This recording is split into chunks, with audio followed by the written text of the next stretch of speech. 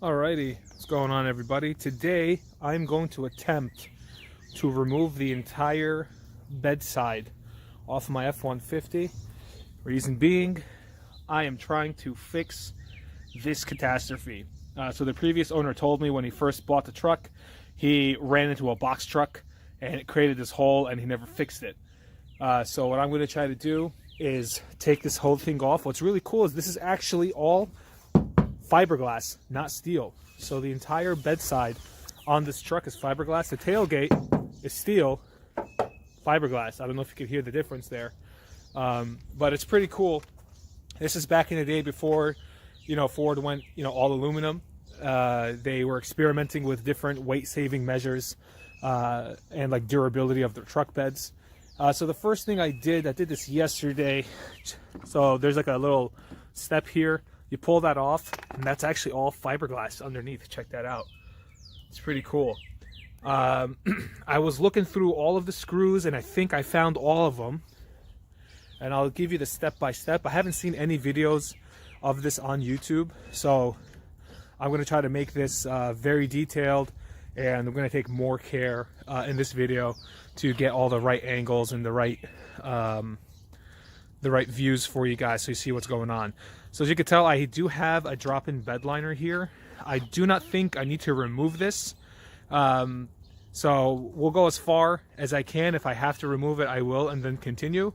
But it doesn't look like I have to. So the first thing I'm going to do, I'm going to open up this tailgate, and I'm going to remove the tail light. Tail light is bolted in. So actually, what you got to do is you got to take that off. I'll take that off. Looks like I need to remove this. But there is there's a bolt right there underneath, and then there's another one right here. So it's just those two, and then it's clipped in, and then you gotta just pull out the tail light. All right, so as you can see here, I removed the cable,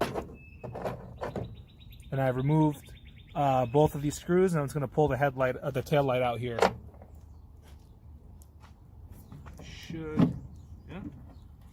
This comes right out. It's going to disconnect these connectors. There's one.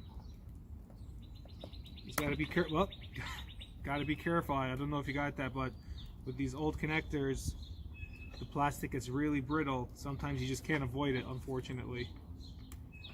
Just going to go ahead and, oh, there that one goes. Well, there it is.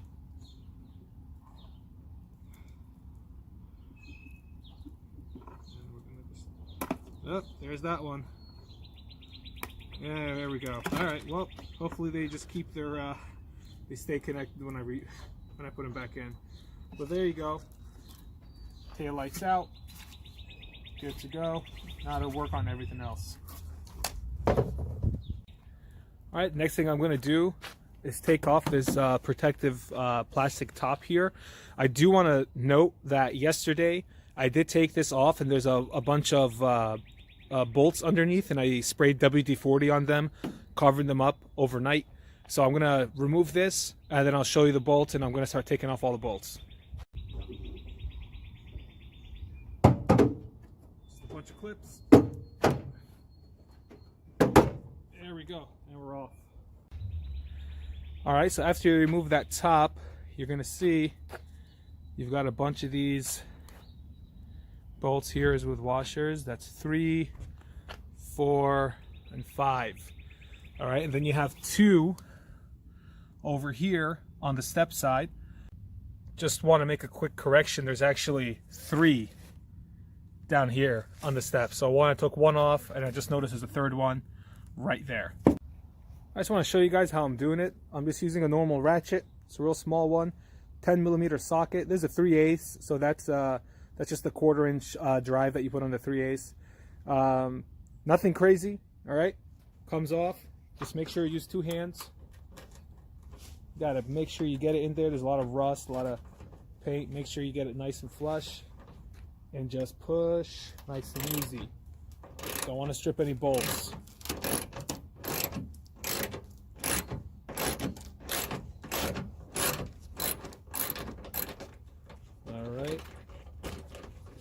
Coming up. There you go. All right, we've got a couple more of these screws to take out. There's 1, 2, where the taillight assembly is. And then I'll show you under here. All right, so I'm under the vehicle right now. There are these 2 bolts that are attached to this guy. I guess it's like some kind of support beam, but I'm gonna have to take those out.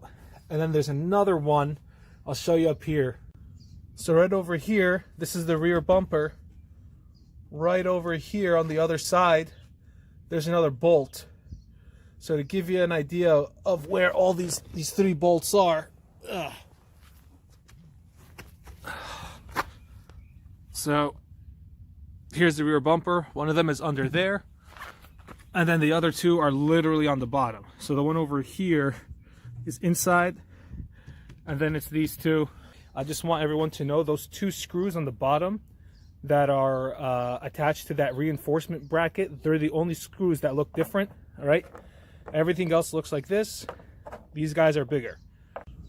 All right, and there is 1 bolt, so right here, these are the clips for the step side on the bumper. Right under here, right under there, there's 1 more bolt. I'm gonna have to remove these. The way you remove these is that you gotta like push them in and then push them out. I'm gonna use a screwdriver for that.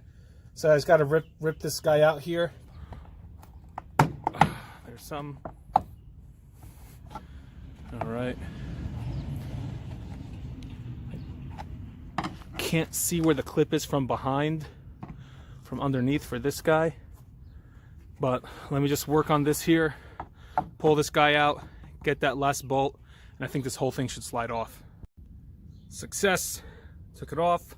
Had to wrestle with it a little bit, had to move that around. Just had to, you know, if you pull up real hard, it comes up. The trick was to get this clip fully out. Once that clip was fully out, you just take it and you turn it out like that. It comes right out. All right, so annoyingly enough, there's a bolt all the way in there that holds a bracket onto from the fiberglass onto the metal part. And I don't have all the proper tools. What I do have is this 3/8 drive flex head. The issue I'm having is as I put it in and then go to the bolt, the head flexes too far back and it won't work. What I'm going to try to do is take this zip tie here, zip tie it around the joint here, and hopefully that will reduce the flexibility and give me the push I need to grab a hold of the bolt and take it out. All right, that's how it looks like. Let's see if it'll work. All right, it surprisingly worked. And I just want to zoom in just to give you an idea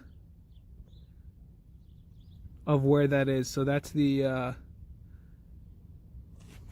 ratchet. That's the side of the ratchet. Yeah, it's not very good, but it is working. I am cranking. Got her. Right here. That actually worked like a charm. Pretty cool. So if you don't have a locking swivel head, a zip tie will work just fine. All right, now we're going to take off these little bolts that hold the wheel well on. The wheel well liner. Looks like the wheel well liner, part of it's attached to the metal side, part of it's attached to the fiberglass side. I'm gonna take the fiberglass side part out. Thinking that'll just make things easier. There's only a couple of them. And then this thing might slide out.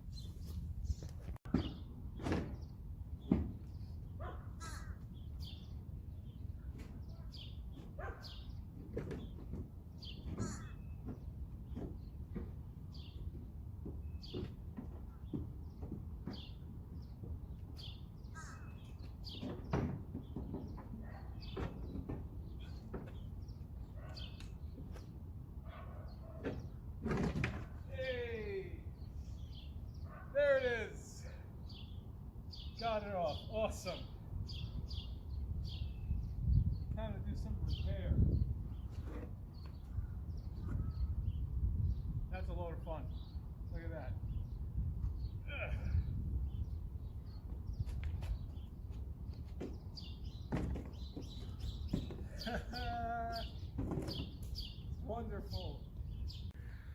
Oh man, I cannot tell you guys how happy I am. Oh boy. Look at that. That's a pretty cool design, I'm not gonna lie. So one thing over here, there's damage to this bracket. I don't know if I could, yeah, you could see how it's all not straight. I'm gonna try, so that happened when the guy hit the box truck. I'm gonna straighten out this piece here. I wanna hammer that kind of more angled that way. If you guys noticed before, the fiberglass was kind of pointed out at like a 45 or 30 degree angle, something like that. That's because this is twisted inward. I got to twist it back, you know, this way, inside that way. I'm gonna try to do that with a sledgehammer. Then I'm gonna buy myself a fiberglass repair kit, and then I'll show you how to repair the fiberglass on a step-side F-150. Thanks for watching, guys. That was immensely satisfying, and I'm looking forward to the future of this truck.